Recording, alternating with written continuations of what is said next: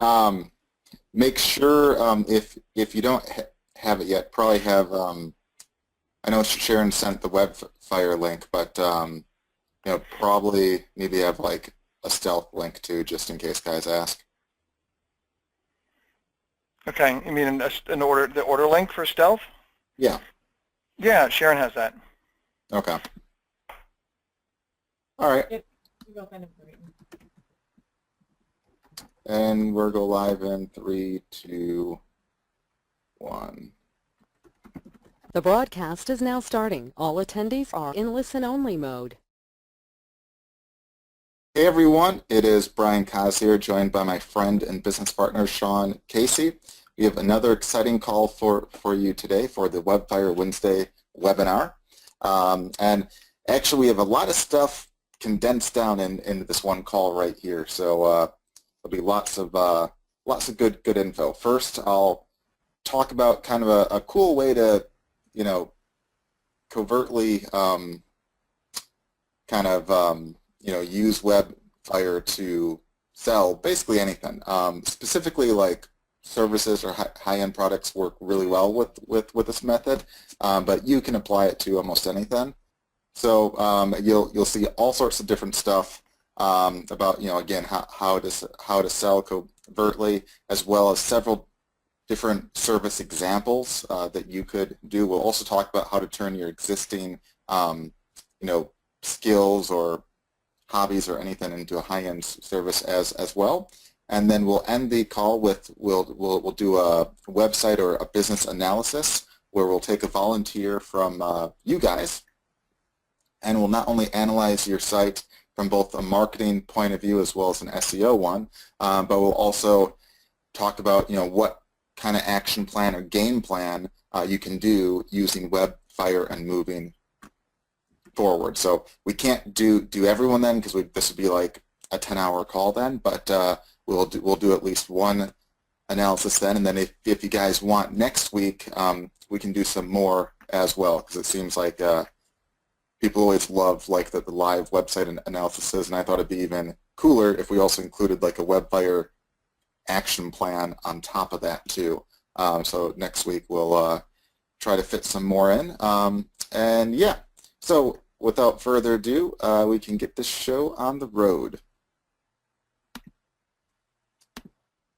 All right, guys, once again, welcome to the Webfire Wednesday webinar. Again, as I said, this will be how to sell covertly with Webfire, different services and stuff that you can sell, and we'll do, again, a live site and business analysis, as well as we'll have plenty of time for Q&A at the very end.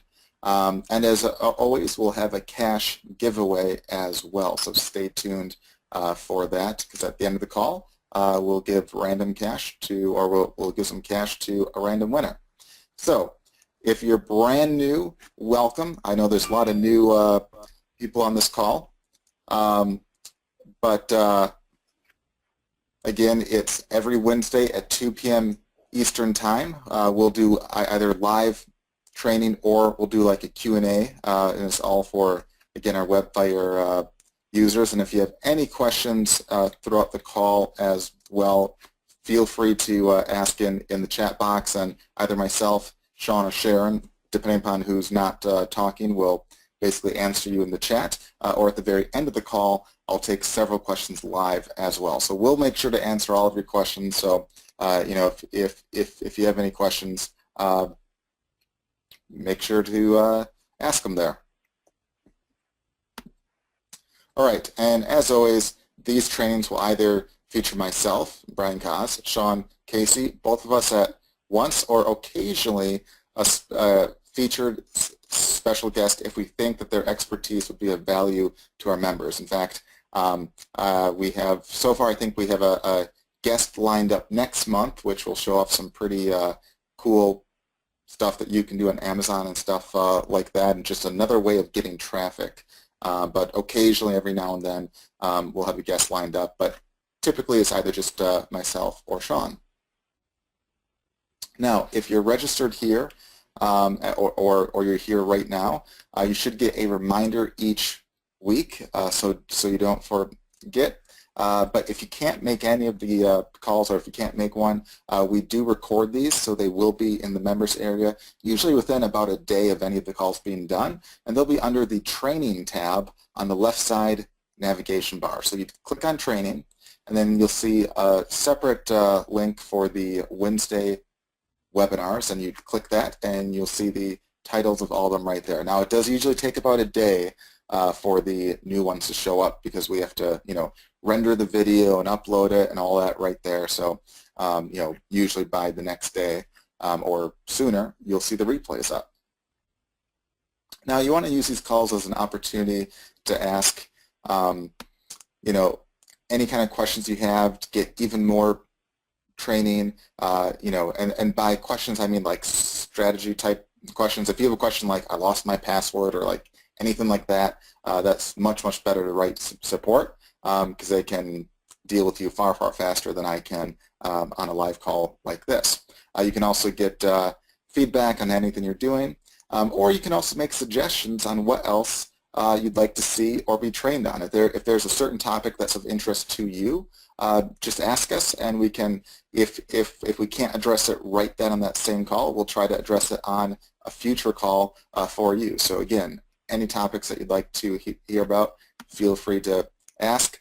But on that note, make sure to check out our prior Webfire Wednesday webinar trainings, as well as our Webfire trainings as a whole, as there's a ton of info there, and a lot of it has already been covered on what you guys are oftentimes asking for. So virtually almost any kind of topic you could possibly dream of, we probably have, training of that we've done in the past. Now we do reiterate several key points throughout, a lot of calls and stuff like that. But if you're looking for specifically like how to reply to leads better, or how to rank sites faster, or anything like that, we have lots of training specifically on just that. So make sure to check out the titles of our old trainings and watch those, because there's a lot of good info right there. A lot of you are already a member of this group, but if not, you can go to getwebfire.com/FB group, and that will forward you to the Facebook group. You'll just request an invite, and we'll quickly accept you. Usually it takes less than like a couple minutes for us to see and accept you right there. But if you're a member of that group, you'll have a chance to earn some cash at the end of this call. So make sure to go there right now, getwebfire.com/FB group. And once you join towards the end of this call, we'll give you a way to earn some cash live, and that's always good fun right there. As a reminder too, there's not only a support help desk inside of Webfire, and this is in case there's ever any email issues or anything like that. The help desk is always guaranteed to have a response on it. But of course, we also have an email support at support@webfire.com. And again, they'll always get back to you in one business day or less. Oftentimes, within like an hour or two, if not less, they'll get back to you with a solid answer, not just like, a dumb answer or anything like that. They're very good. They're very well trained in all this. So make sure to take advantage of our support team. But on that note too, make sure to actually watch the training videos and stuff too. Oftentimes, questions that you guys ask are actually answered in the specific training to each of the tools. So all the tools inside of Webfire have a tutorial or a training tab associated with them. So if you're not sure on how to use a tool, make sure to watch that first, because that will explain it very, very well. Now, I want to briefly go over the Webfire member rules to success, especially because I know there's a lot of new people on this call. So I want to make sure to list out our 3 rules. And step 1 is follow the steps and the trainings that we have. Oftentimes I see guys that say, well, I don't get results here or there. And it's like, well, have you followed the steps to what you're trying? And if there's like a few steps, they'll try one, but they won't do the rest of them. So, make sure to do all the steps, that we mentioned in the training. Don't try to shortcut stuff. Don't try to skip stuff, because we can't necessarily guarantee that, you'll get the proper results and all that. Number 2 is don't give up. and that's seek help when needed, but at the same time, don't get too dependent. If you don't know what a certain word means or anything like that, you don't have to immediately go to support and ask, what does this mean? You can go to Google and oftentimes type in the keyword and find an answer within seconds. That saves you extra time from trying to hold yourself back. And I see this a lot where it kind of goes both ways. There's some people that have an easy obstacle and immediately stop and ask support like every step of the way. And then there's the complete opposite where there's some guys that never ask for help even when they need help. So again, make sure to ask for help when need be, but it's also good to try to figure out some stuff on your own as well. A good combo of those two go a long way. And I think most importantly, no whining or negative attitudes. I think this is really the quickest way to fail. And I oftentimes see guys with a negative attitude that they try to look for something wrong in everything.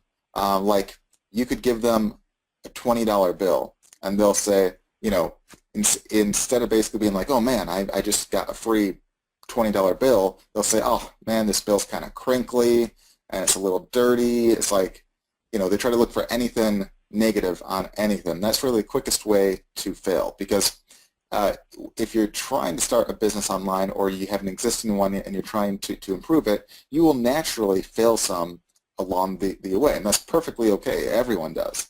But if you're purposely looking for a failure, or you're purposely looking for an example of something to be down about, you will get down, and then that will discourage you from moving forward. I mean, there's guys I've seen that, like if you're trying to rank for five keywords, and let's say they get ranked for 3 of the 5, a lot of guys would say, hey, that's a real winner. But there's some guys out there that say, oh, I didn't get ranked for this 1 or 2 word right here. This sucks, and they give up, and they completely ignore the awesome results that they got as well.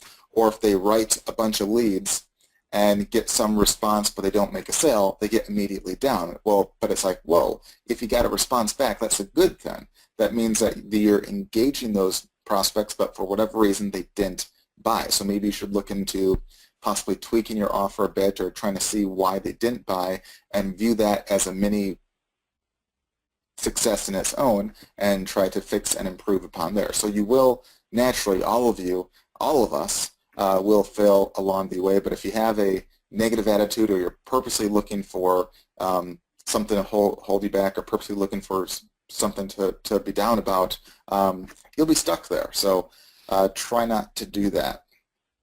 So enough about that. Now let's move on to our actual training. So here is what we'll cover on this call.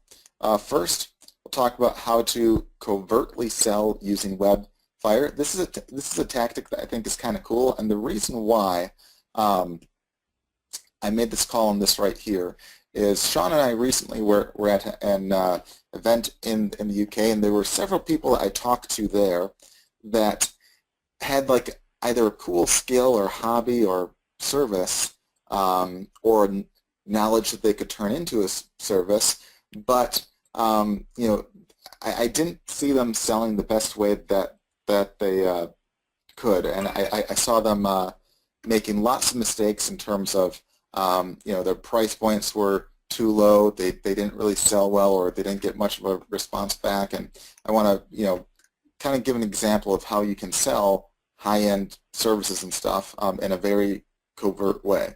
And then for those that don't have a service, we'll spend a little time giving a handful of examples of stuff that you could do. And again, this also applies to non-services, like you can just be an affiliate for a high-end product and it can work there. So I'll give a couple examples of that, but definitely a bit more geared towards a service, but can work with everything. And then we'll move on to a site and business analysis with Webfire. So we'll analyze a volunteer site. So at that time, I'll basically ask for a volunteer. I'm sure I'll get a lot of them, so we can't do everyone, but we'll do maybe one or so this time.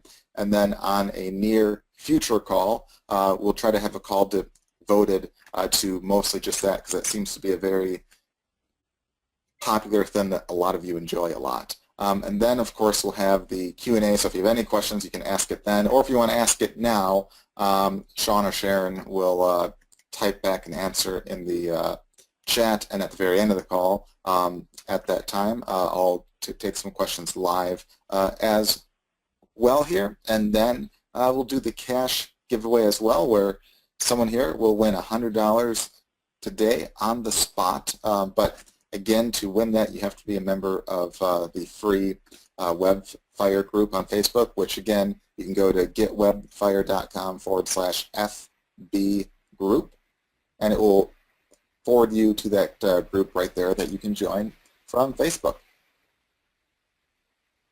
So, moving on, how to covertly sell using Webfire. Now, there's lots of different ways to use Webfire. So, I mean, we'd be here for hours upon hours upon hours going through all of them, and we have lots of training that covers lots of different ways. But here's an easy method that anyone can use. So I want to specifically address this trick right here, because I think a lot of people can benefit from this. It works especially well for service providers, but even if you sell products, or you're just an affiliate, you should still listen, because you can still apply it to all that right there. And on that note, don't worry if you don't have a service already. If you can either apply it to almost any product offer out there as well, or you can sell your own service using several that Webfire can do for you with its tools. So keep that in mind. Now, people typically don't like being sold to, and that applies to just about everything. Their guards are up all the time, and they don't like you making money off of them. And I know when we had this event in the UK, Sean specifically talked a lot about that, with his stealth promoter tool. But I'm going to basically teach you how you can, apply some of the principles from that to Webfire as well. Now, if you have the stealth promoter tool, obviously you want to pay special attention to it, because you can do even more with that as well. And I'll explain towards the end a bit more about that. So this method works really great to essentially sell to people without selling them. And people love you for this. So if you're selling a service or a high-end product, one way to respond to a potential prospect using the lead tools inside of Webfire is to write an article or post ahead of time, that's more of basically a case study almost. So this is where, let's say you find a lead that, is a good prospect for, let's say, an SEO service, or a good prospect for a lead service, or a PR service, or anything like that. What most guys do when they find leads out there, they'll just go to a forum and say, hey, I run an SEO service, click here and buy. They don't really provide a lot of value, and they don't really tend to get the results that they should. Now, a step up from there is to basically answer the person's question and provide some value first. So if a guy says, hey, what's an easy way to rank blah blah, you can give some tips like, hey, here's a few things that you should check, blah blah blah blah, and then say, if you're interested in more, check out my site here, or email me here. So that's kind of a step up right there, which can work well. But this way is kind of a trick or a twist upon that last method. So instead of giving tips and stuff in the forum post itself or the Q&A site post itself, what you would basically do is you would write up a blog post, or you'd have a video done, or an article or something where you give kind of like a case study that talks about the results that you or someone got, based upon the service that you're trying to basically sell. So if you're selling like an SEO service for local businesses, an example of a title, like an article or a blog post or a Facebook post could be how a dentist in Atlanta doubled his prospects with a 15-minute tweak. So this could be an example of stuff that he basically did in 15 minutes to tweak his website to have it rank better. And again, you can use tools inside of Webfire like the website analysis tool, and the other SEO tools to easily do tweaks like this. So naturally, this sounds much better than how to fix your site with SEO, because like it piques their interest a lot more. And if you say, hey, this is how we basically doubled his prospects, it was by tweaking a few things on his site to rank it better. Here's exactly what he did right here, and here's the results that he got.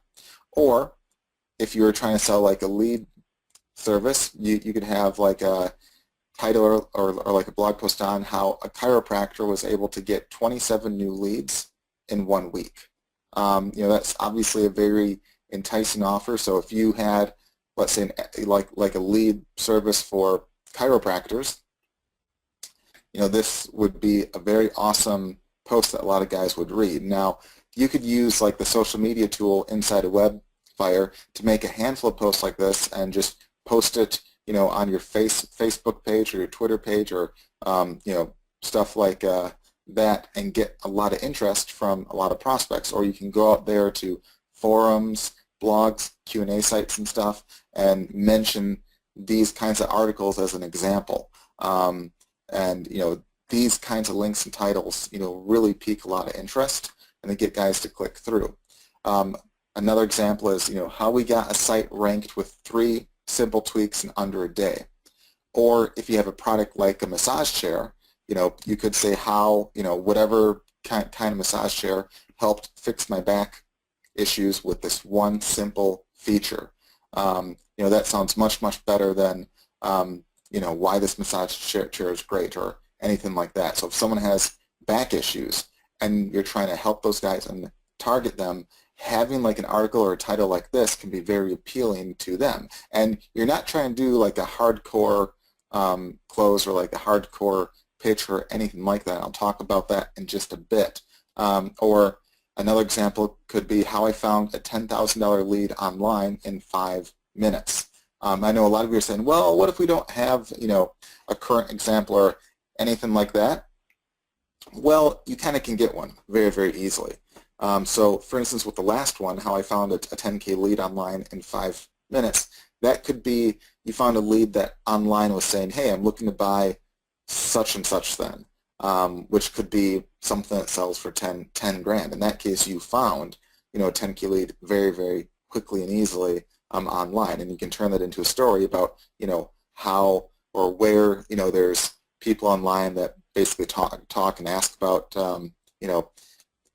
questions like this, and say, hey, there's message boards and Q&A sites, and people are always asking questions on this stuff. So what we do, we basically scour the net and look for all this. So right here was a guy that said he was looking to buy this, and we identified him, passed him on, and then when we emailed him, we said this. I mean, give a very specific example of everything you did, because people love to follow stories like that.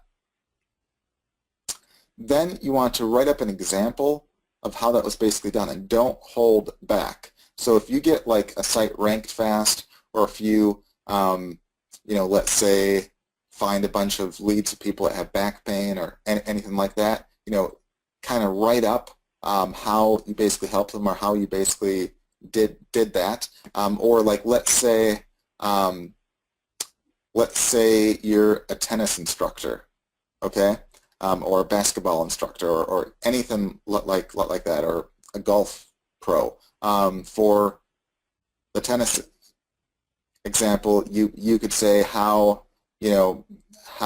such and such person doubled the speed of their serve with a 2-minute tweak. So any tennis player that saw that would say, whoa, this sounds like a pretty easy tweak to have. If I could double the speed of my serve, that'd be a pretty cool thing. And if I could do it in only a couple minutes with an easy tweak, that's even cooler. So anyone would click through and read that. And if you say, like, hey, a few easy tweaks that this person did right here. First, they had their racket would start here, and instead it should start lower on their back, and instead of moving forward, they moved here. And with a few easy tweaks like this, we went from 40 miles an hour to 80 miles an hour, or some serve speed like that. And when you write it like that, everyone's like, whoa, this guy's a genius, this guy's a pro, this guy's an expert. And you're not really selling them anything. You're just giving them useful info on what they can do to help any problem. And then at the very end of that, article or blog post, you say, hey, if you would like help in improving your game, or if you would like help in increasing your rankings or getting leads or whatever your service might be, feel free to reach out to me here, or feel free to check out my site here, or whatever you want right there. So you're having a very light pitch. If this is done on Facebook, you could say, feel free to private message me, or if it's on a blog, you can say, feel free to email me or comment below or anything like that. Because again, it's not like a hardcore pitch, but it piques their interest and they contact you. Now, it's ideally suited more towards like high-end products. If you're trying to sell like a $10 item, this is a horrible way to go about that, because for like $10, that's really like an impulse buy, and you don't have to pre-sell them as much. But if you're selling for like, let's say $1,000 or $1,000 a month or something high-end like that, this is the kind of thing where you kind of need to pre-sell them, and if you approach them trying to sell them right off the bat, that's very hard to actually do. But if they reach out to you, okay, if they reach out to you first, they're already kind of sold, and the majority of the hard work is done at that point right there. So don't hold back, on the info and the examples that you give right there. And again, note that if you think that you don't have a service or don't have a skill or don't have a case study or anything like that, you all do and are overthinking it right now. Like you all right now can do a post like how I found X leads looking to spend X amount in 5 minutes, or how I was able to get X amount of guest blog posts within a week to get X results. So in the first example right there, you could talk about how there's lots of leads on Twitter and forums, and how you searched all of those, and yada yada. They don't have to know that you're actually using a tool inside a Webfire, but you can explain the process by hand, and you sound like a genius, and it sounds like a lot of work, and people would be interested in the service that you have to basically offer. Or if you want to actually go out and get some results for yourself first, that's another great way to use this right here. I mean, it might take a little time to get the results first, but it's not tough. Or if you partner with a service provider, they oftentimes have lots of results and lots of proof ahead of time, so you can take any of those and kind of turn it into one of these kinds of blog posts or videos or stories or anything like that. Now, the more specific you are with what you did or how they helped, the better. And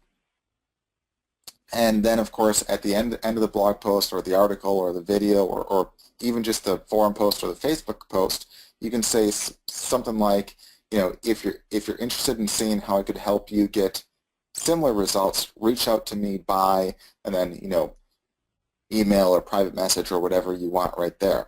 Now, it's a super light pitch that people will view, as very, very useful content instead of just a sales pitch, and the content gets them excited to where they'll be loving your covert sales pitch.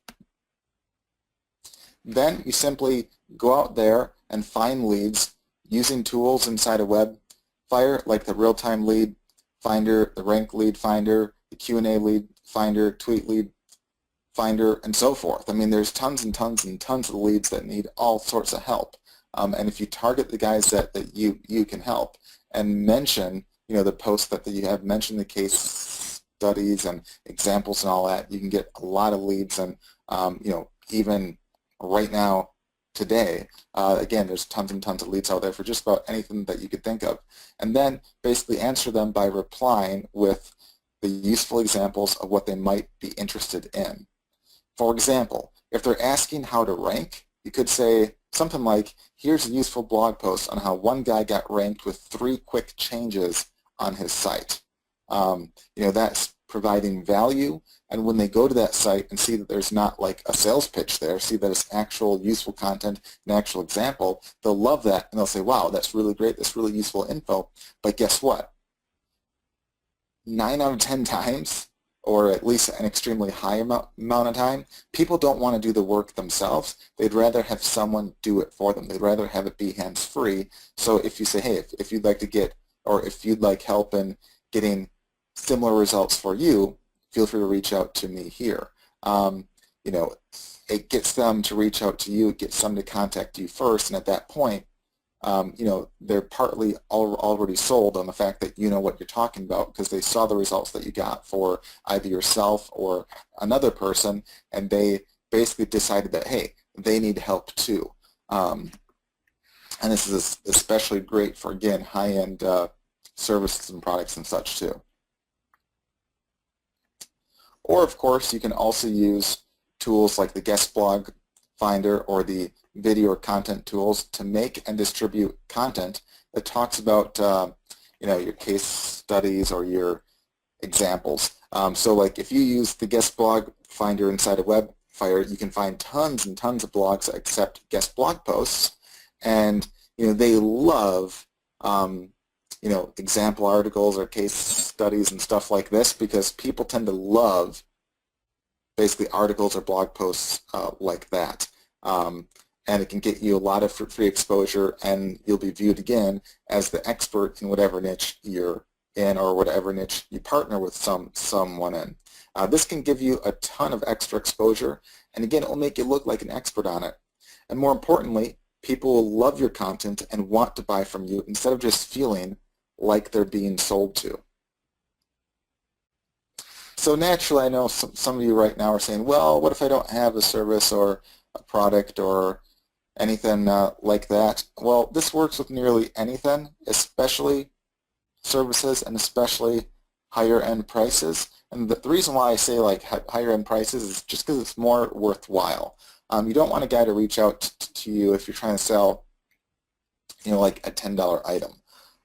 It's just not worth your time in that case. Whereas if they reach out to you and you're trying to sell, $1,000 or $2,000 or $5,000 or anything like that, then obviously it's more, worth your, time, and the kind of clients that you attract then are more worthwhile too. So using Webfire alone, you can do the following services. You could do SEO. Again, you have the website analysis tool. You have the tool to fix the SEO issues. You could do a PR service. The guest blog post finder alone is an awesome PR tool that has huge, huge value. Social media management is another one. The Social Fire poster is an awesome way to put social media on autopilot. And there's people willing to pay top dollar for this stuff here. I mean, I've seen multiple members sell Facebook and Twitter services and stuff ranging from anywhere from a few $100, say, a month upwards of $1 to $2 grand a month. So again, like a huge market there, and easy stuff that you can do with our tools. A lead finding service is also huge. Like imagine if you found leads of people in back pain and sent those to a chiropractor, or leads of people that were basically asking a certain kind of legal advice, and you sent it off to an attorney that specialized in that. those leads are worth a fortune to the right people. And you can do a service like that almost on near autopilot right here. You can also do content and video making and distribution. You could do schemas, which I think is a very cool one, because the reason why I like a schema service is that it's a super easy pitch. Now, if you don't know what that is, I talk about this a lot in some of the prior training, but it's a super easy way to basically help sites get a much larger space on Google, to help them show up, on the Google Maps, have their, phone show up, have their reviews show up, have multiple pages show up at once. And of this huge benefit, it literally doesn't have to take more than like 5 to 10 minutes using a tool that we have to help make a schema. And you can easily show, hey, this is an example of a site with a schema, this is an example of a site without one. Which one would you rather be? And I'll share an example of that in just a bit, in case there's any questions on that. But that's an easy service to basically start with that anyone can do, and the value of that, I mean, I'd say for $1,000, that's tremendous value, even though it doesn't have to take more than, like, again, maybe 5 to 15 minutes of your time. Even if you take a long time, let's say it's a half hour, still tremendous value to the user, and for like $1,000, there's a ton of profit in that. Yet there's a ton of value where they'll think that you're, basically this awesome guy for getting them the results and doing the service that you basically do there. You can also do JV and affiliate management. Now you might say, well, how can Webfire do that? Well, we have tools like the competition backlink tool that can spy on your competition and see where they get their traffic from. So if you know where they get their traffic from, you can contact and reach out to those places and see if they might be interested in an affiliate or JV deal. And if not for your own stuff, you can do this as a service where you do it for other people as well. That has value in it. And of course, there's lots and lots of other services that you could sell as well. This is just an example of several high-end ones that you could do. Now we've had some recent training on 5 different methods that you can do to make like $1,000 or more in a very short time with Webfire. Make sure you watch that training, because we give specific examples for several services, along with templates and stuff that you can copy. So make sure to check out that prior training, because that we'll go into a lot more detail about exactly how to do just that. So I just want to do a brief overview of what those could be right here. But on that same note, you can also do a similar technique with products too. So it doesn't always have to be a service. So if you're selling, like, let's say, massage chairs, or you're just an affiliate, you could have an article that talks about how either you or someone out there fixed a back issue with a special feature on, like, let's say, a high-end massage chair, or how it helped with arthritis, or whatever the issue might be right there. For computers or electronics or even gadgets, this is a kind of neat one right here. Take any high-end gadget or computer, and there's and I mean this in a nice way, there's geeks out there that just love all the geeky gadgety stuff. So if you had an example of hey, here's how one guy turned his room into a virtual reality lover's dream, and if you are really into VR sets and all that, you could say, hey, this is what he used of the VR sets out there now.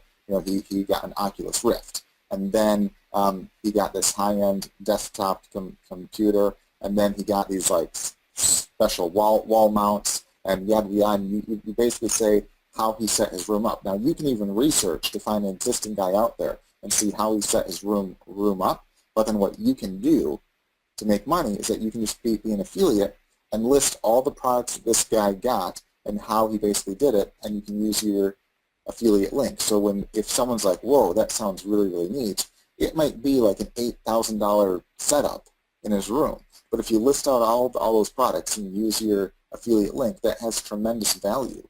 And when they click through, obviously they could be buying through your link and you could be making money, but at the same time, you're not really selling them. You're just saying, hey, here's what they did. Here are the results that they got. If you're interested, check out this, or click here. Any example like that can work very well.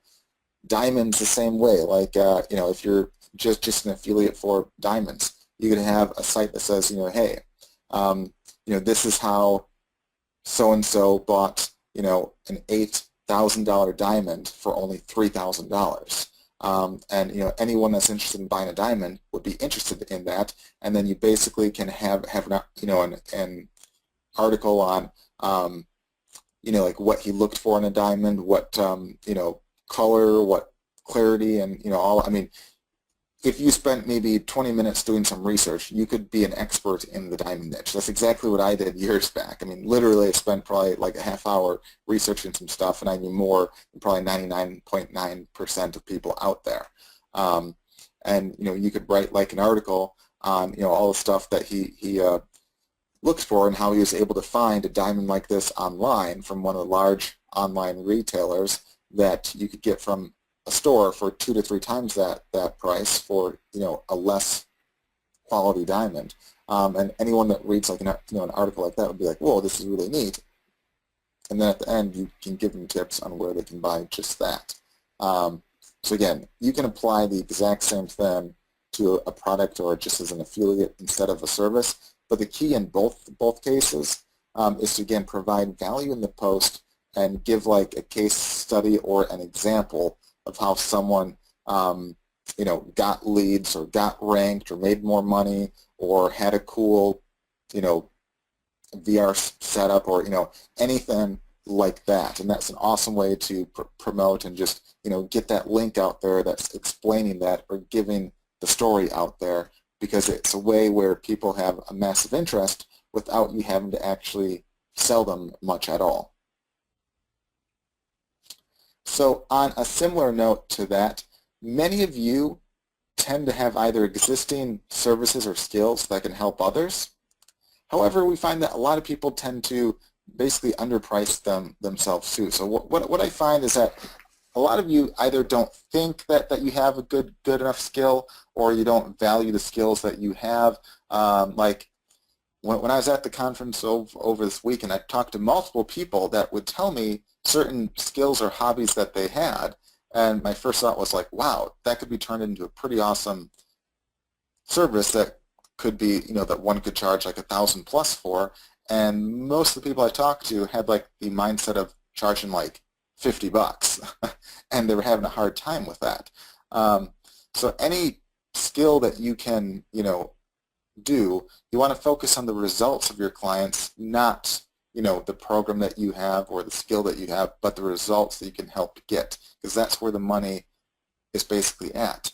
And if you can provide value, you can charge a lot more. And the more you underprice yourself, the more you tend to deal with like problem clients. Like, there's guys like, give an example.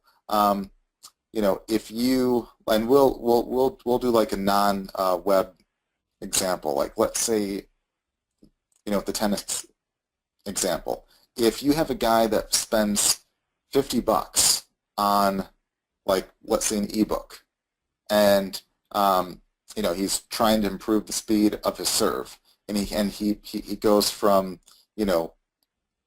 60 miles an hour to 70 miles an hour. A lot of the cheaper guys will be disappointed and say, oh man, I wasted $50. I only improved it by 10 miles an hour. But what you'll tend to find is the more serious clients, the ones that are focused on the results, the ones that might spend like $1,000 to have a coach or someone help them, or a service that might analyze their serve or whatever that might be.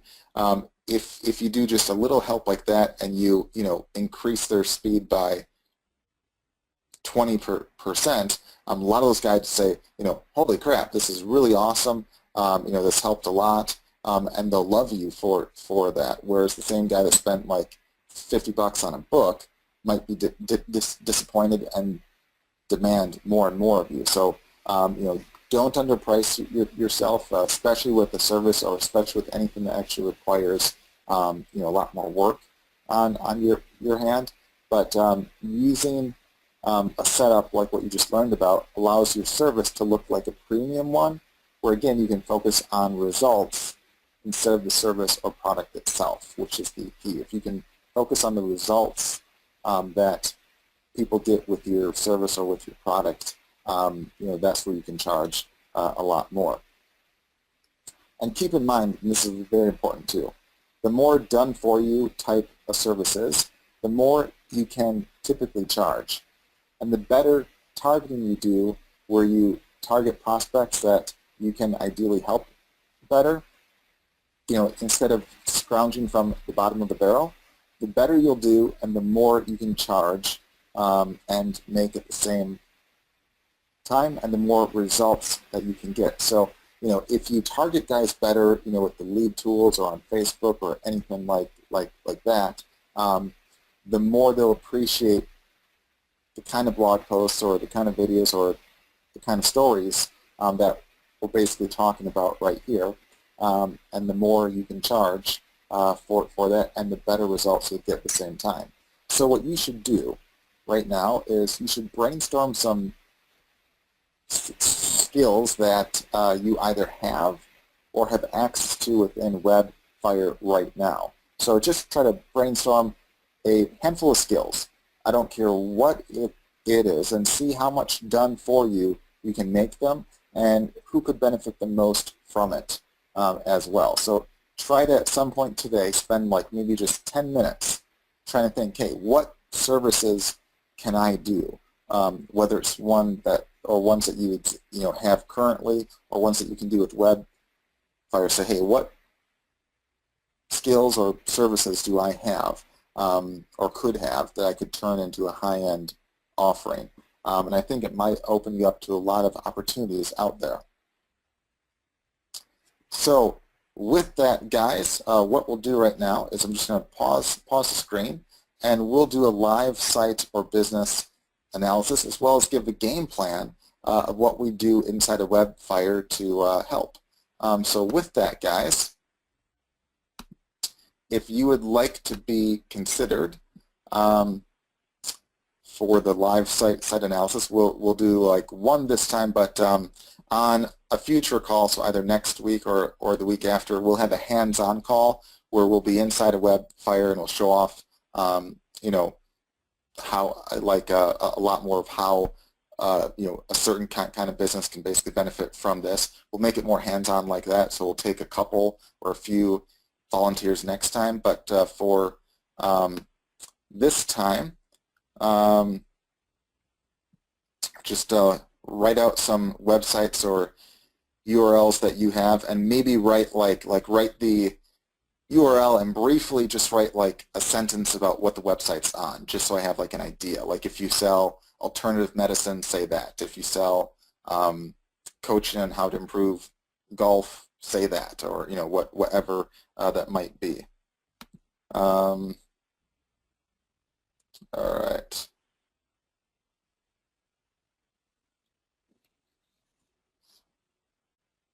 And as you guys write out your websites or stuff, I just want to briefly answer one good question right here.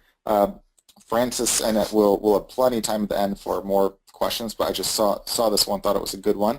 They say, do I understand that I need some good success deals as examples before I can offer my service to a small garage or dentist office that does not have a web page, and yada yada yada, and then he says that his suburb only has about 40,000 in population. Well, a few things there. First, if you're selling to local businesses, I don't care where you live, okay? You can sell local anywhere in the world. There's local businesses all over the world. It doesn't have to be local to just you. So that's a big thing to keep in mind right there. Second, even if you're in a town of only, let's say, 5,000 people, so a fraction the size of the one that you said, they still need to have exposure. They still need to be known. They, so it's like, yeah, if they're on a larger place, obviously, they can get a lot more prospects in a larger place, but it's important in either case. Now, having said that, you don't have to actually have, a success ahead of time to sell a service. It can help, obviously, but what you can do to sell a service is, kind of a tweak on this where, let's say you're trying to target dentists, okay? One thing that you could do is you could do a video or let's say an article right now and say, this is probably what I would do off the top of my head, and this is an awesome example, and this I think clarifies my point even more. You could say right now, hey, see how a 3-minute tweak, or see how this three-minute tweak has helped dentists in London, get page one rankings very quickly and easily. And then what you can do the example on is you can show that on page one if you want to do like a video walkthrough of it, or you just want to show like a screenshot. You can show how a lot of the websites on page one contain the keywords somewhere in their title tags, or somewhere in the titles in the blue links that you see on Google, which typically is a title tag. And you can say, hey, see how these guys right here that are ranking towards the top, most of these contain the keyword in question in their title somewhere. And you can see guys on page 2 or page 3 or page 4 or 5, you can say, hey, look, a lot of these guys don't contain that keyword in their title. And that's one of the reasons why these guys rank and these guys don't. Now, the good news is only a 3-minute tweak to fix a title tag. And you can make either a video or a blog post like that where you didn't change any of those sites, but you're saying how, hey, look, these guys clearly are ranking and they have this in their title tag and these guys don't. So in that case, you're building up the credibility. People can see it for their own eyes, like, holy crap, this guy is right. I see the screenshot he just took here, or I see the video that he just made here, and sure enough, a lot of the guys on page 1 have that in their title tag, and a lot of guys on page 3, don't. And, well, gee, he just showed me how this can be a very easy tweak. That's really awesome. So right there, you gave an example, you gave like a mini case study almost, without actually having any clients of your own, or even without doing any work of your own too. So hopefully that makes sense there. And again, you can look for other examples out online in any niche for what people have done to get results, and then explain that as basically an example. Like you could even give an example of like how McDonald's increases the average value of their sales from X amount to X amount, and you could research. I mean, that's easy stuff that you can research and find out the info for, but you could basically talk about how if you go to McDonald's and you order a burger, they always ask like hey, do you want a soda and fries with that? Do you want the meal combo? Do you want this? Is that everything? I mean, they're up selling you along the way, and you can give an example that, again, you never helped McDonald's do that, but you can give an example like, hey, this is how this place did this, or how that place did that. So any of those examples or stories work perfectly fine right there. So hopefully that helped you, Francis, right there. And now with that, I see a bunch of websites here, tons and tons and tons of them. Sean, if you're still there, I'm sure you had a bit more time. Oh, no, I've been sleeping here, buddy. I'm just enjoying this. All right. So I'm sure you've probably looked at the sites. No, see, I quit when I got to tell you when I quit working. Say when I had to get all depressed. when Rob Ellery said, I thought Brian was awesome, and I'm a Webfire member because of delivery and value. He was the best speaker by far. Now, see, so as I said to Rob, I'm sure Brian will love to hear that, since I was one of the other speakers, and you were the best speaker by far. I think clearly Rob was not there on Friday, but that's okay. That's okay. You know, I'm going to pretend my feelings are not hurt, and I'm not completely crushed by this. So at that point, I stopped answering questions after the first 150. But no, I haven't actually looked at all the domains that everybody typed in, because there have been so many other questions that I've been answering. So I don't have a good shortcut answer for you. But I'm glad you guys are here and active and got questions and are ready to go. One really common question, Brian, though, that I want to make sure we get to, we don't have to jump to do it right now because we can stay focused, is a lot of people are looking for a concrete example of what a site listing looks like before and after getting a schema. Oh, sure. So Sean, because we talk about it like everybody can visualize it, but they can't visualize it that easily. So Sean, here's what I'll do real quick. I'll show off. I know you're going to do. I'm going to give you the easy way out, and I'm going to make one person happy by finding a domain for you. So here's what I'll do. I'll show off the schema real quick, and in the meantime, if you could look at all the examples of the websites and pick like. Yeah, I'll take care of you. Don't worry. All right. So what I'll do, as Sean picks out one, we got a lot of requests right there. I'll just pause my screen. And also, everybody who applied to join the Facebook group, you're approved. You can just go back and refresh the page, and it will let you in. And you too can post that Brian was the very best speaker. Someone needs to make Sean feel good and say that he was also a good. No, this is why I have grandkids. Speaker. because my 5-year-old grandson, as long as I don't run out of batteries for toys, thinks I'm the best. All right, back to work. Go do schema. All right, so let me get a schema example here. All right, so basically inside a Webfire, we have a schema tool, and that just looks like, let me just get this showing up here. That just looks like this right here. So it's under the SEO and keywords, and then it's called schema markup, and you pick like what kind of business you have. Like if you just have a blog, you pick that. If you have a local business that you want to do this for, you pick that. You just like fill in the blank here. But to show off what a schema looks like, it gives you a preview of what it can look like right here, but here's a better example. So one client of ours is the tennis shop, and it's obviously a shop that sells tennis stuff. And there's a few examples of schemas here. That's why I love this example right here, because there's multiple different sites with multiple schemas. So the first one right here, you see how there's like a link to this site as well as basically a handful of their other pages. So you can do this through the use of a schema. Now if you don't have that, it will usually just show the one link right here, like this one right here, like the Isthmus site or Mason's Tennis. These don't have a schema. It's just a simple small listing right there, whereas this is a huge listing right here. So that's one example of a schema.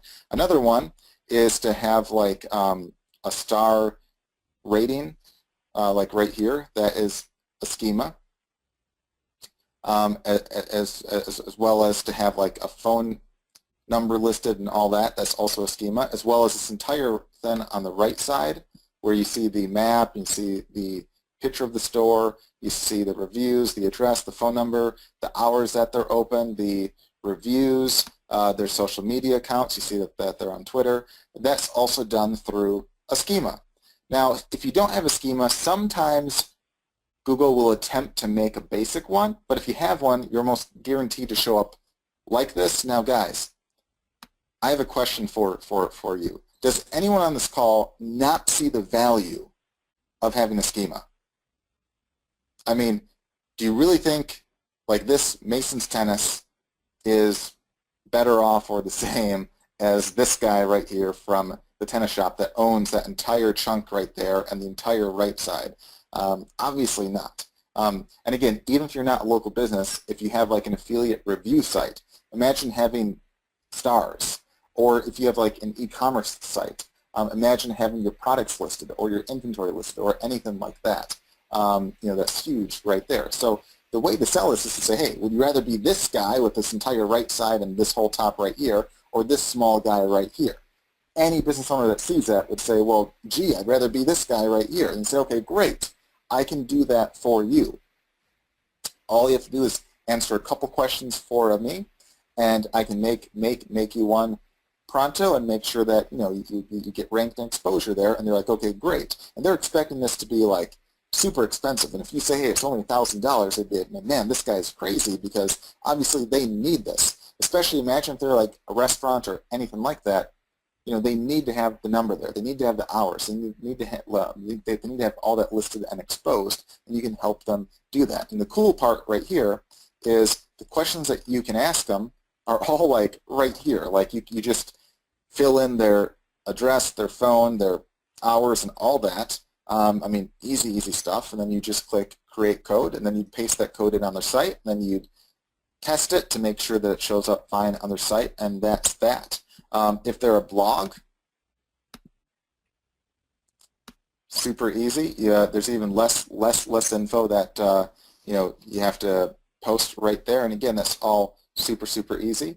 If you have a product page or like an e-commerce site, there's even less stuff that you have to fill in right there. And guys will love you for that right there, because again, right here, you can even list the price of the products. If you have like a special deal, you can say the price is valid until, and that will show up in the listing. So like it's almost like having like a mini countdown almost showing up in the Google listings, and all sorts of cool stuff that you can do, and has tremendous value. So that's what a schema is, and that's why I think that's a cool service and stuff that can be resold, and it's super easy proof. Now, for more detail of this, make sure that you also go to, like, I'll show you just right here.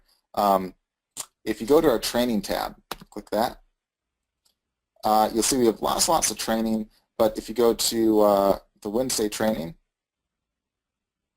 you'll see we have lots of prior trainings and stuff. If you go to this one right here, Make It Quick 1K, that will give you several different ways that you can make $1,000, and it goes over a lot of the trainings like that with exact templates and stuff that you can use. So make sure to check out those as well. So Sean, with that, I assume you've had some time to check out the sites and you have an example or two ready?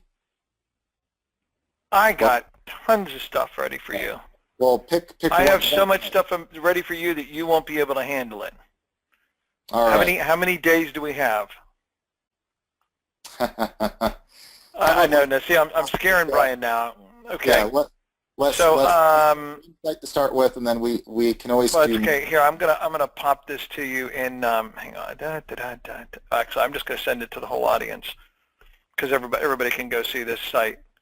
Hang on. Bam. Look in the bottom of the chat box. You'll see the link. It'll be easier than trying to read it to you. Chat, not Q&A, but the chat box. See the link? Yep. Okay. See how helpful I am? All right. By the way, there were at least 3 people who said I was better than you. None of them were actually at the event, but they still said I was better than you. Okay. All right. All right. So it looks like in this case, oh, why is it not letting me? There we are. Yes, because you thought you were going to actually copy the link. See? Yes, I can't. So I'll have to type that in. Never mind. Yeah. Because GoToWebinar is owned by a billion-dollar company, but copy and paste is beyond them. I never knew that, but that I couldn't do a copy and paste. But either way, no worries. So I just typed it in, and it says it's waiting on loading, so we'll see.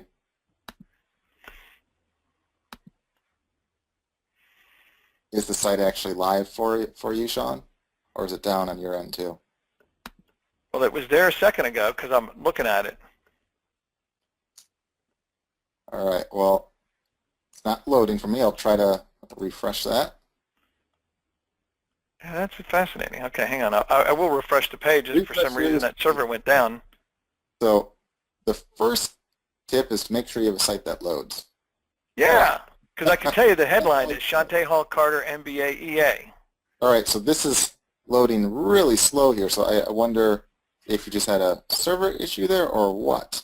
But yeah, that's odd, but we're here. Yeah. So and that is an issue from in terms of Google ranking, by the way. If your site loads slowly, this is a bad thing.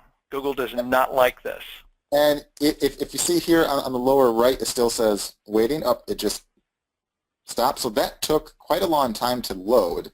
Now it's possible that could just be a server fluke or some weird issue, but it could also be if a site takes a while to load. Usually the number one cause is they have like videos or basically graphics are really large in size. Well, and you know why we broke this one? Why? Because like 600, 700, 800 people just clicked on a link to load it at once. Okay. Because I just shared the link with everybody at once. You know, Yeah, however, a yeah. good server should be able to handle that. But I'm just going to tell you that's actually probably what broke it temporarily. It was like, oh my God, everybody's trying to open the page at once. What do we do? That's actually a good. Okay, that's actually a very good point. So in that case, I mean, the host that they have probably can't handle a bunch of people clicking all at once, which you know, that's not the best of signs because it's not like there's millions of people that just clicked on it. There's a lot of people, but not like, you know, millions of them or anything. So if it loads slow like that, that's a little bad of a sign there, but you know, I wouldn't worry too much about that right now. But let's just see. I'm not sure, Sean, if they gave you a summary of what the site is, but it looks like they're a tax. This is a person who is an accountant and an enrolled agent who does tax work. Okay, one of the first things. So what we'll basically do is, okay, well, who is this person? Just so I can make sure to actually address them. Somewhere back about 400 questions ago, this is Shantae's husband. Oh, all right. So, I'm sorry, but I don't know who that is. All right. Whoever has this site, if you could just give like a sentence or two on a keyword that you would think you would want to basically rank for. Now, there's several ideas that I have, but if there's a keyword or two that you think you'd want to rank for, just mention that really quick in the questions box, and we'll go from there. All right, let's see. All right, so I don't see an answer yet, but Sean, look out for that answer as I look at the rest right here. So a few things is, one, I don't see like... Oh, this person's name is MM.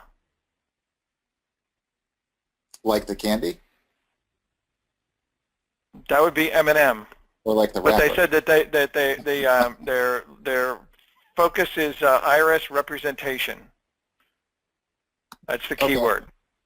All right, so I you know, like one, like I'd say, what exactly is that offhand? Like, is that like, I mean, my hunch is that if someone gets in like some kind of trouble with the IRS, and for those of you that are outside of the states, those are basically like, you know, the tax man. Or women. Yeah, like in this case. But yeah, it's like, so like, you know, are you basically trying to represent people that are in trouble with the IRS or what? Like, you know, I'm not sure how many people would basically type in exactly IRS representation. We can certainly look for that term right there, and we can do a search in just a bit for that. But you know, one of the first things that I would do is I'd say hands down, you know, make sure to have a clear message on what you basically are, because you have literally seconds to grab a person's attention, and they will not click through your site and find out like what you can help with. Like I see right here, you have a link for IRS help, which is great to have more info, but like no one will really take the time to click through all that unless you basically grab them. So I would have like a brief sentence or two or call to action, or almost like a headline or headline that basically says, hey, are you in trouble with the IRS? We can help with yada yada yada and or something like that, where like let's say in this case I find out that I have a lien that I get through the IRS. Like I might do a search for like IRS help, or how to get out of an IRS lien or anything like that. So I want to quickly see that you can help me. And that's one thing that you could do too. You could write like a bunch of articles and like that would basically target what your most common client is basically after. Now you would know which of these is either the most common one among your clients, or the one that is of the most value to you. Like maybe one of these is worth like 10 grand to you, and one's worth like $100. Only you would know as the expert which is which. And you could write like an article like, hey, how to get out of an IRS lien, or how to deal with the IRS with your unfiled taxes, or something like that, where they come in trying to find info. And similar to the method that I actually just kind of taught you guys on this call right here, you could give useful tips on how like go through your past clients and say, hey, how such and such guy, probably don't use their full name because they probably wouldn't like that, but how you got your client Scott, how he how his IRS bill went from 60 grand to only 10 grand, or how your client Susie went from having this huge lien to not having a lien, and you basically explain what the issue was, how it was basically solved, and how you can help too. So that would be it's a little work to write those, but right there you're giving yourself a lot more chance to rank for more terms. And now I assume, I'm not positive on here, but I assume that you're more of like, are you like a national type firm? Like can you work with anyone, or are you more like local to like a hometown? If your target is a hometown, or like a home state or anything like that, obviously you'd want to have some like localized terms used in your title and stuff like that right there. The other thing that I see too, we'll just go back to the home page right here, is I really don't see a clear call to action right here, or a reason to actually contact you. Like one of the things that you could do is say, hey, do you have problems with the IRS? We can help with this, and that, and then just have a form that says, tell us a bit about what your problem is, and we'll get back to you, today with how we can be of help. Like there's no clear call to action or anything like that, and that's one thing that you could do right there. I hate this. I hate ones that have like a title of just home, because like that doesn't really say much at all. So get rid of that immediately. And I would also have, I would use this space right here to basically talk about some of your past clients and what you did to help them, and what the results that you got were for them. Because like everyone that's seeing this right now, they don't care who you are, they care about the results that you got, and they want you to fix their problem. So if they see other problems that got fixed, that's more incentive for them to basically contact you. Now, Sean, did you see in the questions, did they post back like what keyword they're trying to rank for? They said IRS representation, but if they said something else, I don't know. I didn't get there yet. I'm like 50 questions behind. All right. Sorry, I'm typing like a madman. All right. So what I'll do. Yeah. So he said, hey, his name is Eric. It's his wife's website. hang on, I'm reading down through. Look next to the logos. Yes, national. With other things he typed in along the way here. And yeah, I see you have a contact form next to the logo thing here, but it's not really, you know, you want like right. And one of the problems here, Brian, is that, you know, this is built by a company that provides services to accountants. So this is pretty much like their standard website. Hi, we build accountant websites and we're the best, blah, blah, blah, blah, blah. And here's our really cool accountant website that looks like crap. Yeah. But it definitely looks like it was, you know, built by somebody who just says, you know, they build accountant websites and dentist websites and everything else and just provide services to the industry. It doesn't necessarily make them any good at it. So what I'll do right now to kind of you know, help us a little bit faster, I'll do two things right now. I'll do a quick website analysis, as well as I'll start a keyword search. And because those take you know, like a minute or two or so, I'll start the search right now, and then right after I hit search, we'll go back to this, and Sean, you can give some additional tips as we do that search as well right there to try to maximize our time. So one of the first things that I would do is you can do a website analysis, and right here, the keyword that the person said here was IRS representation, and the website was, let me go back and just copy and paste that in. Is that right there? And it was in the US, so good, all right. Click start.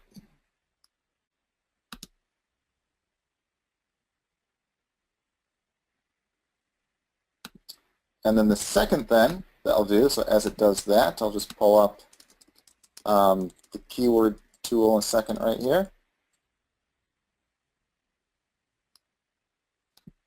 And in this case, we'll go to keyword tool right here. Oop, I didn't click it. There we go. And we'll do IRS representation.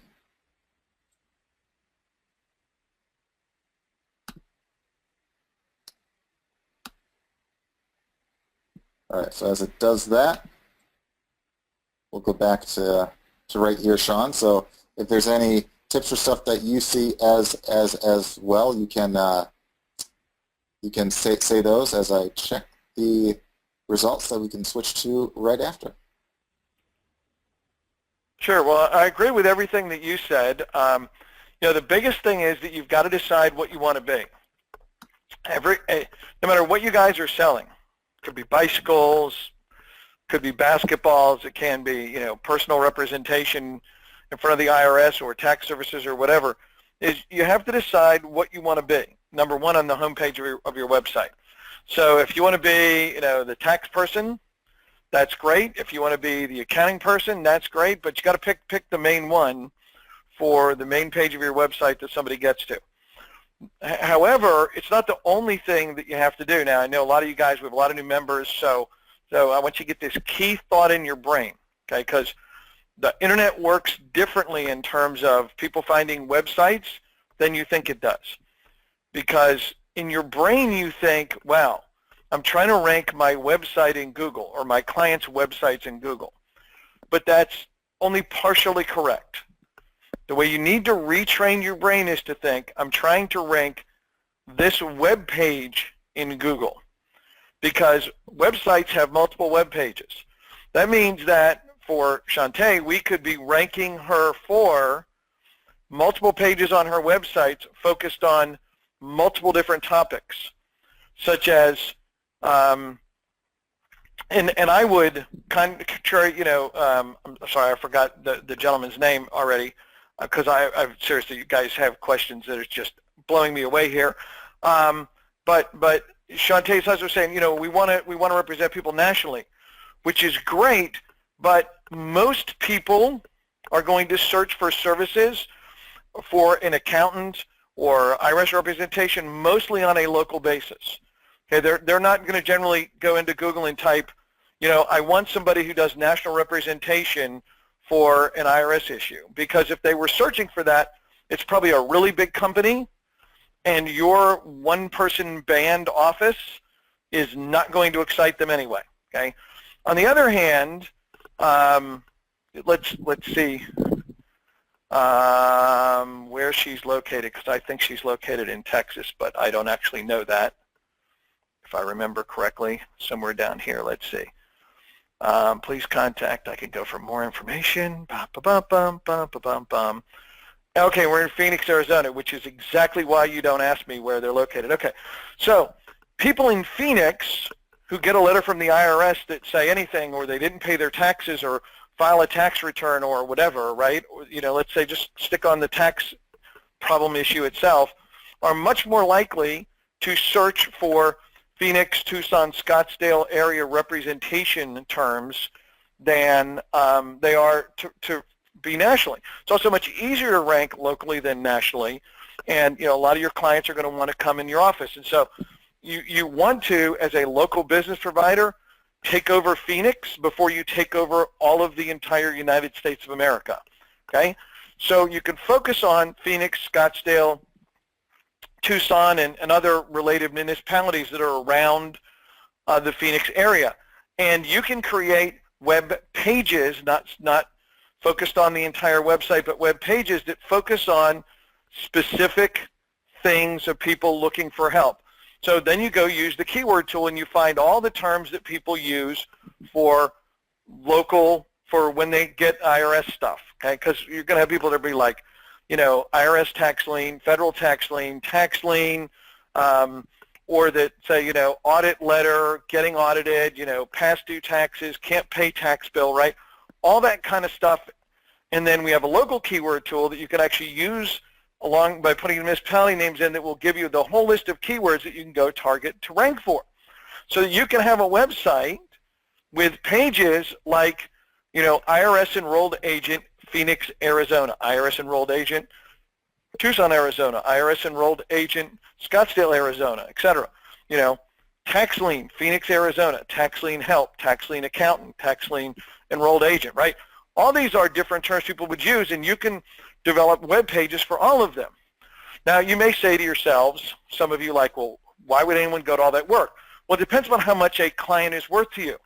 If you're selling $7 items, then creating a bunch of, geared web pages to sell a $7 item might not be worth it to you.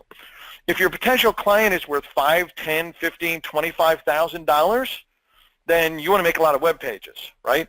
And as a business owner, she would want to pay for a lot of web pages, for a lot of rankings, because her average client can feed a family of 4 for a month or 2 or 3, right?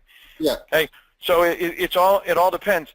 But in all of this, much of what happens, and you'll see this when you guys either go to make a site or you go to visit a client site like this, the sites get built like they're brochures, like you're handing them out at a party.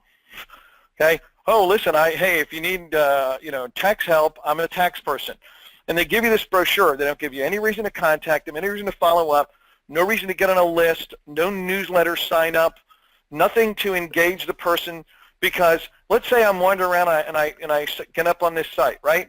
I don't need help today, but if I was on her list and every week I got tax help and updates, and I got, oh, hey, a reminder, next Friday's the last date to do this, or here's a cool thing that somebody just beat the hell out of the IRS. If you need help, I'm ready to help you, right? You can be following up with people. That would be awesome. It's like all of this regular marketing stuff that we talk about for whether it's info products or software or anything else, all of this applies to every business. It just doesn't get applied 99% of the time.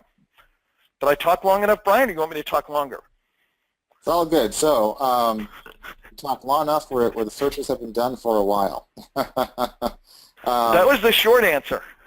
Yeah. So what I basically did in the background is 2 things. One, I ran a keyword search as well as a website analysis. So the first one is the keywords tool right here. So it's done with its search right there.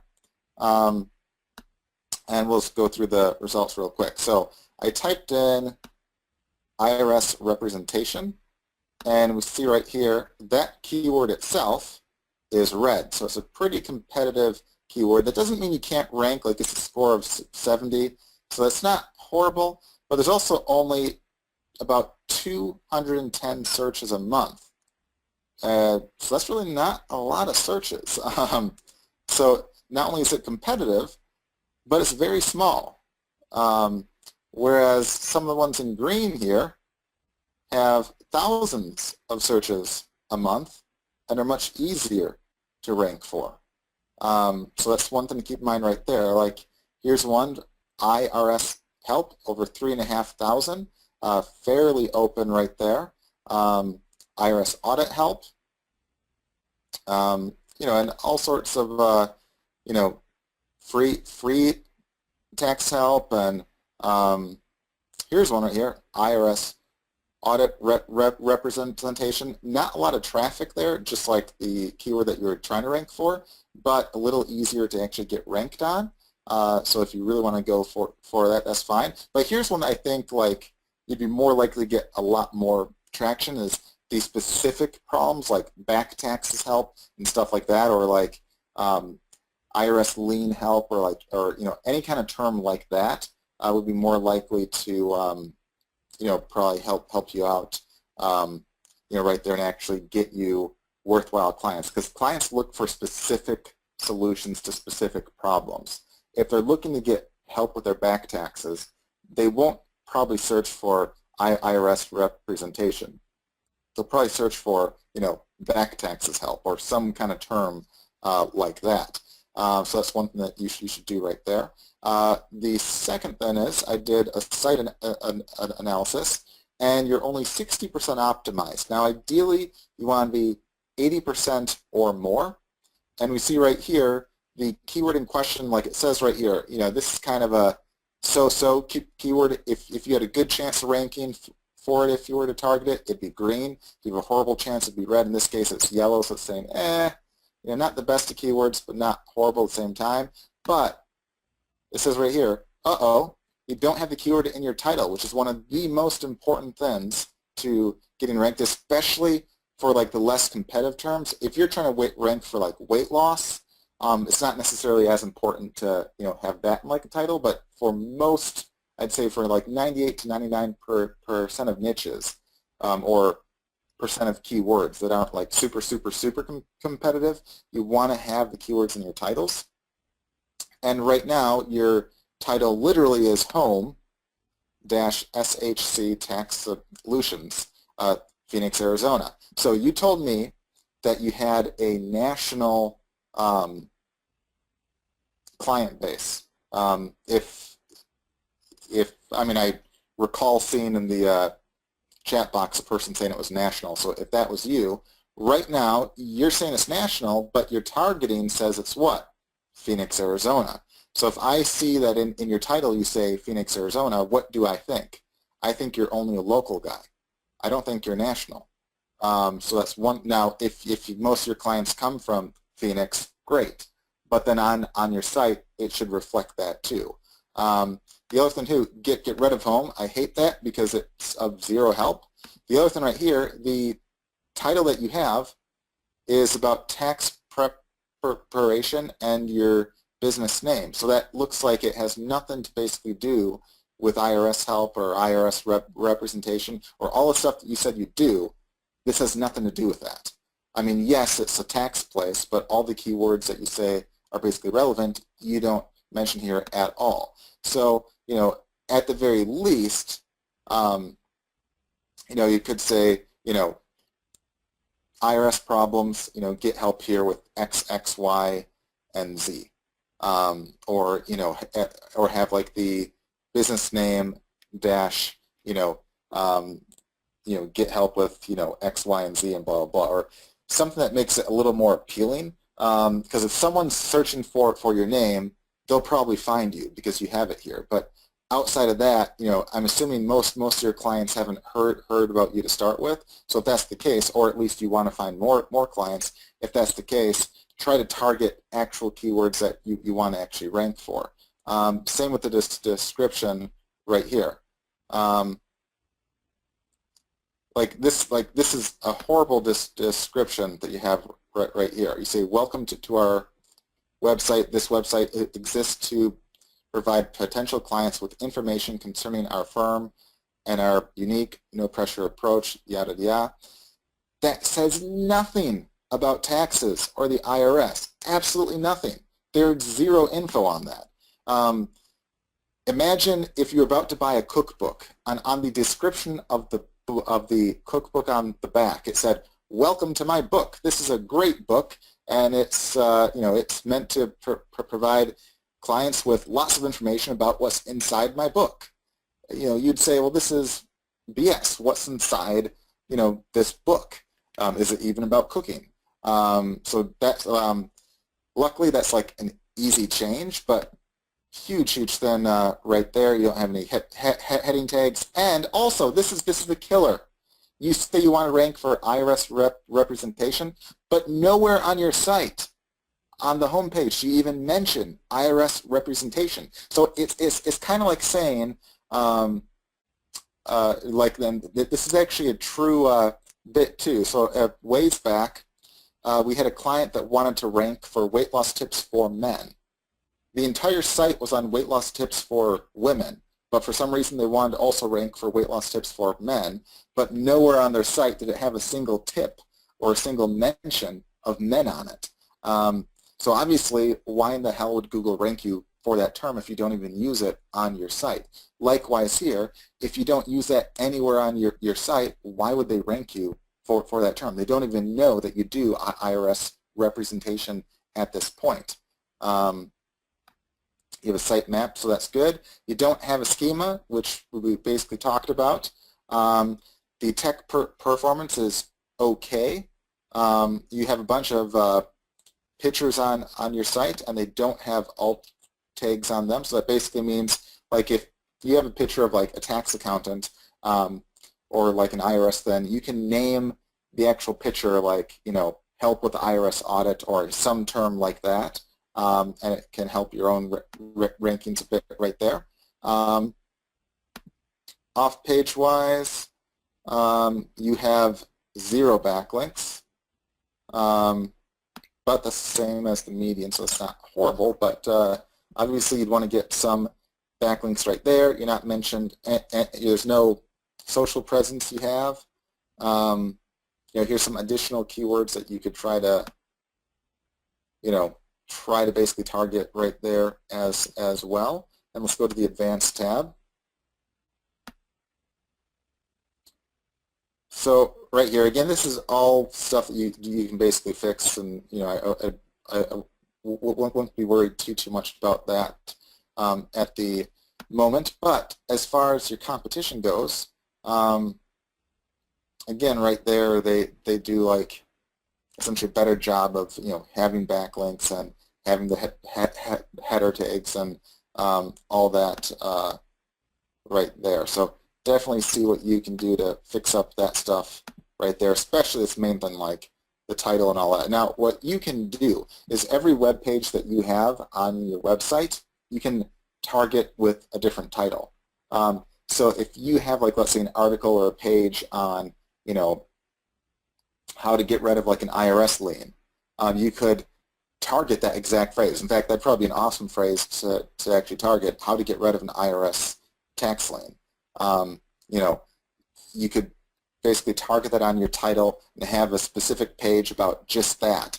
And then for like another service, you could have a specific page on just that. If you have a bunch of these pages, you could target all these different titles in that way. And what you'll find is that in time, you'll tend to get much better results. And then if you use, at the same time, what I would do as far as an action plan, first and foremost, fix up your site.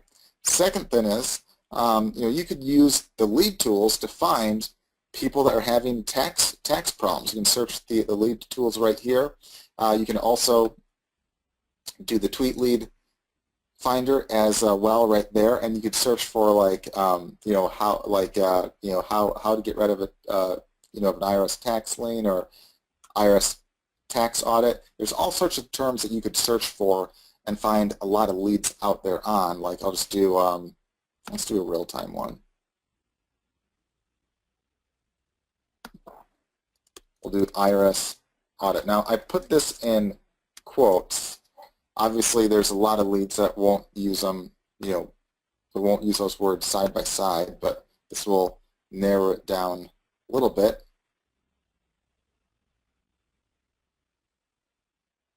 And look, I mean,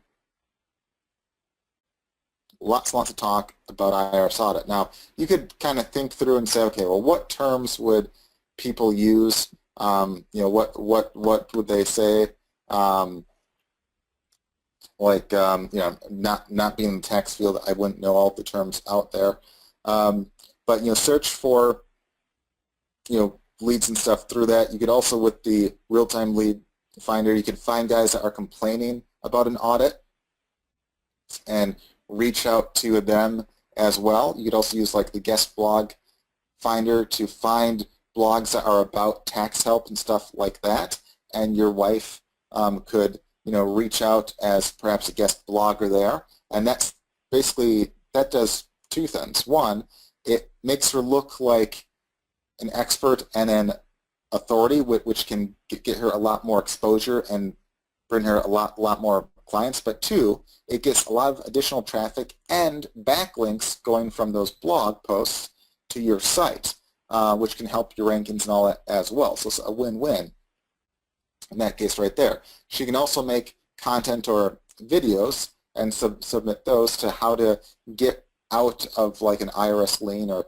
any of those as well. That's very easy to do right there, and it's more additional content that she could get out there, not just on Google but on YouTube as well. And yes, it's some work, but it's not really all that tough because she probably knows the answers to all that stuff. And like, for instance, how to get out of out of like an IRS lien, she can probably answer that in like 5 or 10 minutes, I'm guessing, or at least tell the basics of it, which would be very useful info on like a YouTube video or on like a web page or anything like that. Same thing with the Q&A tool. You can find lots of guys talking about that right there. Rank lead finder, you can find existing rank sites that are all about tax help that you can leave a post, comment, or reply on and reach out to those leads right there. So that's the basic action plan that I would do in that case. Just a basic action plan. Okay, a couple of things I want to add. Okay, some people are saying, oh, but look, on the front page it says IRS representation. Why is our tool missing that it says that? Well, go ahead and try to copy IRS representation into your clipboard. Go ahead, do that. See, it's not text, it's an image. And when you make an image, how much can Google read what's in your image? They cannot. So you can put anything up there. You could put Google sucks in the image, and Google doesn't recognize that you think they suck. Okay. Yeah, so you got to understand that if you put up images that say stuff, this means nothing. Okay. That's one of the reasons why you notice Brian mentioned, I'm sure in that analysis, about the alt image tags to tell Google what the images are about, or naming the images so that Google knows they're related to specific keywords. The other thing that I need to mention. Okay, so my first reaction, I look at this website. I practiced law for 10 years. I'm old. Old people tend to think that their professionals should be like really dressed in what we would consider business dress, like men would be at least in a sport coat, if not a suit and tie. But in all seriousness, okay, 5 separate people so far have specifically posted in the question box to me that she needs to be dressed more businesslike, or sitting at a desk working, or doing something than looking as casual as she does, which is an amazing amount of people who just, came up with that out of the blue as their reaction. So it's something to take into consideration, because I don't believe, certainly nobody means it as a personal affront, but as much as and you guys, I know we have a lot of new members. When Brian and I talk about this, so if you probably have noticed, I'm not sure if you referenced this at the beginning or not, Brian, that if you ask us to look at stuff, we will be brutal. Because telling you, man, that looks awesome, when, we can tell you that it needs a lot of improvement, and obviously you see the raw data when you go pull a site analysis and do the research using Webfire. We're here to help you get better results, not to make you feel better. We think improving your bank accounts will make you feel much better than lying to you and telling that your site is awesome. So don't be offended by anything when we go hard and heavy on your site, but we'd much rather have you guys get awesome results than be like, oh man, you guys are really cool, this is great, okay? Because you guys got a lot of work to do here. And Brian, here's a good question. Steven says, how much would you charge to rebuild all this and to do this for the client? Well, a few things with that. So one, I just want to briefly say, like, in terms of the keywords and stuff, the text that Google sees in this case is like basically right here, which, look, it doesn't say even the word tax, IRS, accounting, anything on it. It's so vague, Google wouldn't know what the hell this is about even. But yeah, as far as what to charge, my rule of thumb is try to find out what the average per client value is for a person. Like, if there's a site and their average client is worth $5, it's very hard to get them to pay a lot of money because they're like, man, I have to make 1,000 sales to break even.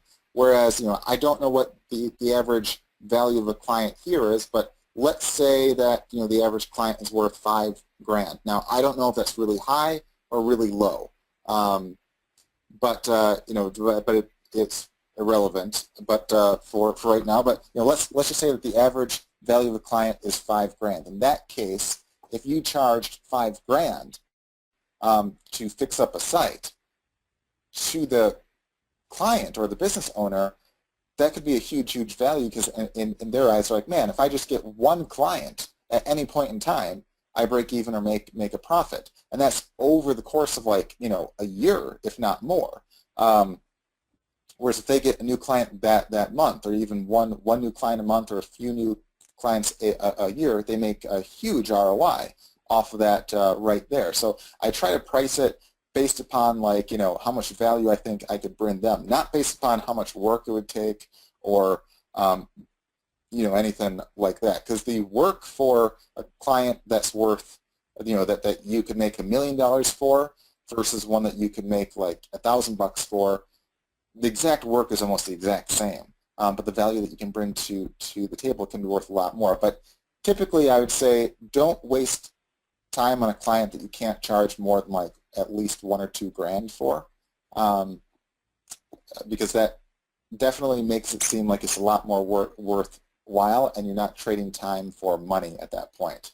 So yeah, so for an example like this, in fact, if the person that owns the site could just say how much they think an average client is worth, I could give you an idea based upon that, unless you don't know the value offhand. But for a site like this, I mean, if the client value was, let's say, only, okay, so he wrote back saying that the average client value is about $2,000. So in that case, for a site like this, I mean, I'd say for $2,000 to $3,000, that'd probably be a pretty decent deal for them, because in their eyes, it's like, wow, if I get just one client at any point, I break even. If I get one client a month, I make a huge, huge profit. You could also do like say, hey, for $500 a month or $1,000 a month, you'll do ongoing work, and you'll help them get like you could do a lead service, you could do SEO. But if their average client is worth $2,000, they only need one sale to make a huge ROI. In a case like that, so I would either go for like at least $2,000 or $3,000 up front, or at least $500 to $1,000 a month as an alternative if you were to do ongoing work of some kind right there. And for a client like this, that would probably be well worth their time or their investment right there. So yeah, so with that, guys. All right. So Joe says here to The guy, he said, charge your wife $2,000 and see how that works for you. I actually do know guys that are married and actually would charge their spouses that, ironically enough. But yeah, because it's your wife, you could offer to do it for free, or say that it'll take you like a week or two, even though you can do most of the stuff in like an hour, and just have like an excuse to have like a bunch of free time to do other stuff, and pretend like you're working hard on it. All right, so with that, guys, what we'll do now, that was a pretty good walkthrough, I think. What we'll do now, because the call is getting kind of long, I knew it would be a long call, we'll now go to the, oops, my windows are jumping all over here. We'll now go to the cash giveaway and the Q&A. I know we've been doing a lot of questions. So what we'll do right now, if you guys aren't a member of the group yet, make sure that you join right now. And again, you can just go to getwebfire.com/FB group, and you'll be approved very, very quickly. And then once you are there, Sharon has a post up basically asking what you thought of today's call. And if you post a comment there, we'll pick a random winner from that to win $100 cash paid to your PayPal account today. So just leave a comment under that. And of course, if you want to like or share or anything like that, feel free as well, because the more value others can get out of that as well. But just leave a quick comment on what you thought, and in just a bit we'll pick a winner. While we have guys doing that, Sean, if you see any questions or anything like that, feel free to shout out those, and we'll try to answer while we give guys time to post up a comment there.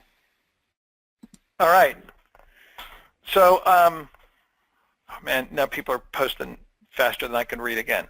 There's something that somebody just asked a question on that was great. Oh, somebody's asking, what kind of analysis can you do that you could send to a client? So, and I know a lot of you guys are new, so you haven't had a chance to even get through training yet. Like the site analysis, for example, you could, for a client or a potential client, you could even do a site analysis for free if you want to, basically saying to them, listen, I'll do a free site analysis because it's going to throw up all kinds of big problems, and then you could go, okay, so you got all these issues. You want to fix them, or you just want to continue to suffer without traffic, without customers, without leads, and let everybody else eat your lunch? Because you're ranked on page 783 for Oxford Dentist, which means no one's ever going to find you except for us if we go looking for you on page 783, right? So then you're going to fix the problem. In the site analysis, you can not only do the site analysis and see the results that you see, you can export that. You can actually put your company logo on it. And so you can export it, and you don't have to say to them, look, I use this tool called Webfire, and it tells me that your site's a mess.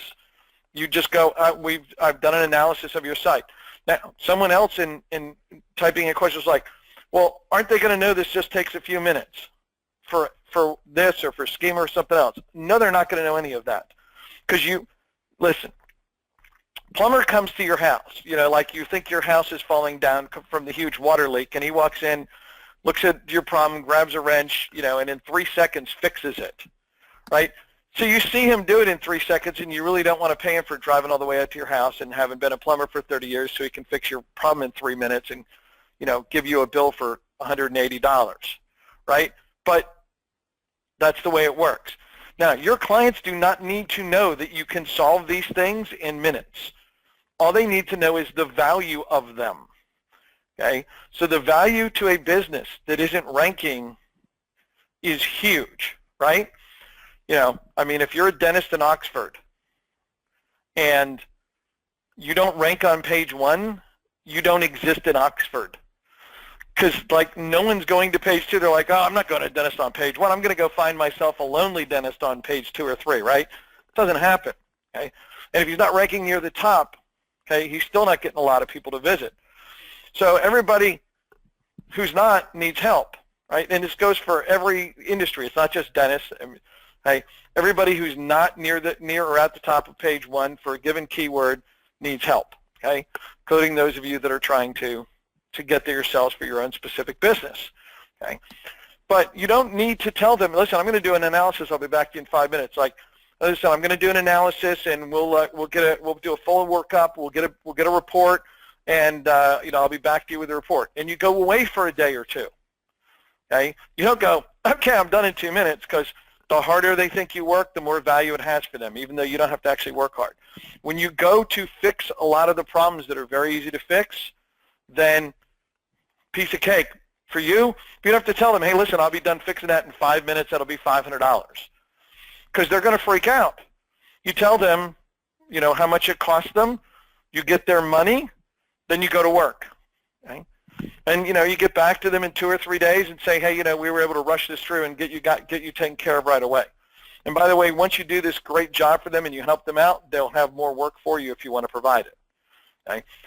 One last thing I want to add, Brian, and we'll give away some money, is that for those of you who are kind of new to this whole thing and you're looking at this going, oh my gosh, I'm going to have to touch a website. Well, no, you're not. You can always outsource the touch a website part. Like if somebody's like, oh, can you update my website? Can you add more pages? Can you add more content? You do not have to do this yourself, especially if you've never done it, you have no tech skills.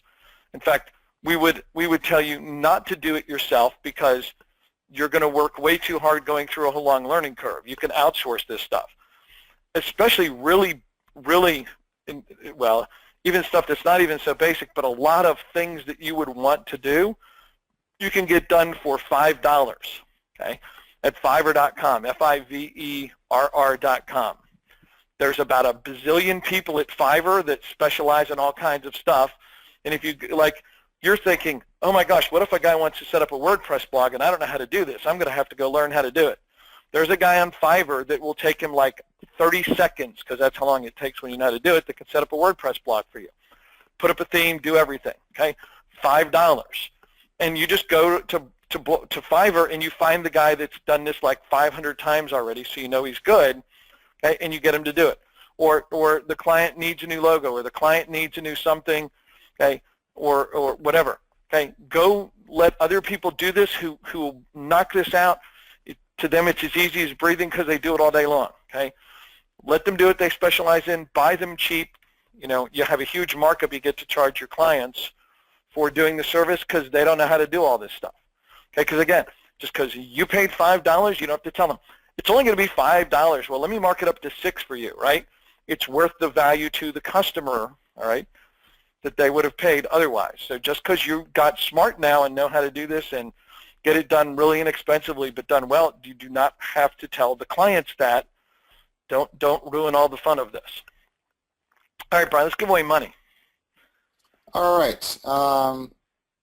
So what we will do is, let me just pull up the pages here. All right, so again, just go to getwebfire.com/FB group. I'll refresh this page. And again, you'll just see the post from Sharon right here. And make sure you leave a comment right here. There's a lot of them right now. There's also a few guys that left comments and posts outside of it. I'll count those two. That's okay right there. And glad that you guys all seem to love it and all that. I hope Mark wins here, because he said that was the best one on stage in Brighton. This is like a contest now. Yeah. Don't feel bad that I'm trolling for votes. Don't feel bad. Yeah.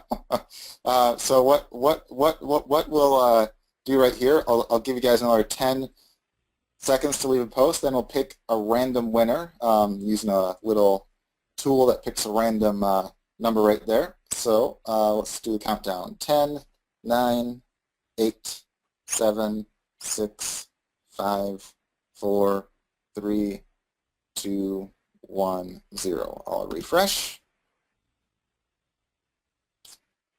And then let's see, we have 78 here. See lots and lots of comments.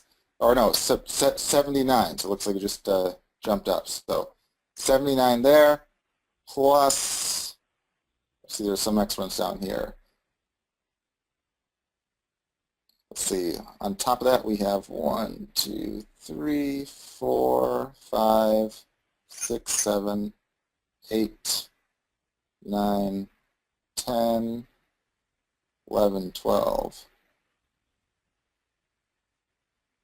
13, 14, 15, 16, 17, 18, 19, 20, 21, 22, 23, 24, 25, 26, 27, 28. All right, so 28 plus 81, that would be 109 total comments. So lots of comments. So 109, we'll go to the random number generator. We'll say 1 between 109, generate. 32 is the winner. So let's go to 32. Don't you hate when you have to count to a lot? Yeah, it'd be nice if it was like number 1, 2, or 3. So what would I say it was? 32. All right. 1, 2, 3, 4, 5, 6, 7, 8, 9, 10, 11, 12, 13, 14, 15, 16, 17, 18, 19, 20, 21, 22, 23, 24, 25, 26, 27, 28, 29, 30, 31, 32, and that's what I said, right? You said 32. I don't have any idea what you counted up to. Yeah. Oh, yeah. Well, no. Which one matches? So it's I Angel. counted. Yep. So Angel James, if that is you, in the fancy car there, you are $100 richer. So if you just type in the chat your PayPal email. Oh no, Michelle James just typed woohoo. Are y'all related? Or are you the same person masquerading it? It's me. Okay. All right, then because you've got a different name here and on Facebook, message us via Facebook if you would, so we'll know that it's really you, and then life will be good. Is it Angel or is it Angel? Just out of curiosity. All right, good. She's too busy sending us a message so we can send her money. Okay, her actual name is Michelle. Okay, great. All right. Good. All right, Faye, guys, so that's her pseudonym. Okay. Francis says you missed 6 entries under Sharon's post dated 17 October. I guess some people did down below. I counted the ones down there. But yeah, so congratulations to Angel / Michelle. You're $100 richer right there. And yeah, and guys, again, I know there's a lot of you new on this call, but each week, again, we do new calls every Wednesday at 2 p.m. Eastern Time. That is 7 p.m. London time or UK time, and early morning Australia time. And yeah, so regardless of where you are, again, you can join us every Wednesday at 2 p.m. Eastern Time. And on either next week or the week after, I'll do a lot more like live examples of stuff, because guys seem to really like that. I just want to give you guys some cool new methods to do and try, but we'll have some more live examples and stuff next time. Hey, Brian, let me interrupt for 1 second. Sure. All right, so all you guys in the UK, okay, and probably other places in Europe, daylight savings time is going to change for the UK at the end of October, on October 30th, okay? The clock gets turned backwards an hour, all right? In the US, that doesn't happen for another week or two, okay? Now, so we're going to keep trotting along at 2 p.m. Eastern US time, which will go back to be, to be very confusing, but it will end up being, I think it'll be 4 hours difference, but I can't remember which way it goes. It's very confusing to me when this happens. When it happens, I have to look up when it is, but just be careful. like the first week in November when we're back, and we'll be here the same U.S. 2 o'clock Eastern time, and GoToWebinar will have the right time, but it's not going to be 7 p.m. in the U.K. when we start this webinar for a week or two, and then we'll adjust our daylight savings time, and then we'll go back to being 7 p.m. in the U.K. until we get to next spring and get confused again. Okay, so just fair warning that the time will get weird, and it's not our fault, and it's not your fault. It's the fault of whoever figured out what time it is. Okay, but just fair warning, so y'all, because we're not moving time, but the time zone thing change is going to screw y'all up. Okay, and 2 weeks from now, you guys will be like, okay. Somebody wrote it does go to 4 hours difference. It'll shrink down, yeah. So it'll be 6 o'clock your time after October 30th. And then somebody else wrote, no, it's going to be 6 hours for a couple of weeks. So in the first week of November, we'll try to remember to remind you, but just, you know, pay close attention to what time it's going to be on that Wednesday, because it'll move. All right, enough of the complicated stuff. Next week, it'll be 7 p.m. in the UK, it'll be 2 p.m. in the East Coast of the U.S., and it'll be the same time wherever else in the world you are. So glad you guys are here, and awesome. And there's one more question, Brian, that I told somebody to remind me to ask. Hang on. I'm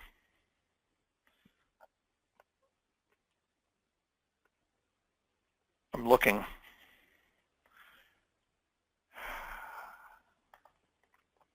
There are way too many questions. Oh yeah, and I love this comment from Stephen, by the way, too. By the way, when you sell the service to the tax representative person, remind them that it's tax deductible. I thought that's a good comment. I can't find this question that I told somebody that we'd have to ask later. Because they had a specific question for you. Oh, right, I know what it was. Oh, you referenced the competition. You're talking about the competition tool when you're talking about JVs and affiliate tools and stuff. Yeah. And so the people were asking where's the competition tool inside of Webfire? Sure, I'll show you. So it is. You should see my screen right now. If you go to competition right here on the left, click that, and click on backlinks, and it's right here. You just basically type in the keyword in question and the site that you want to basically analyze, and it will show you the competitors and all that. In fact, I have a saved search somewhere up here. See if I can find it real quick. Not there, not there. Right here. So in this case, I did one for mobileautoresponder.com. It shows where the top 20 sites that send it traffic are. You can click here to get the contact info. Then you can email all of them with a touch of a button. And then it will show the top 10 sites that are ranked on Google, give you some info on them. You can do a site analysis on them, or you can also show their backlinks on where they get their traffic from.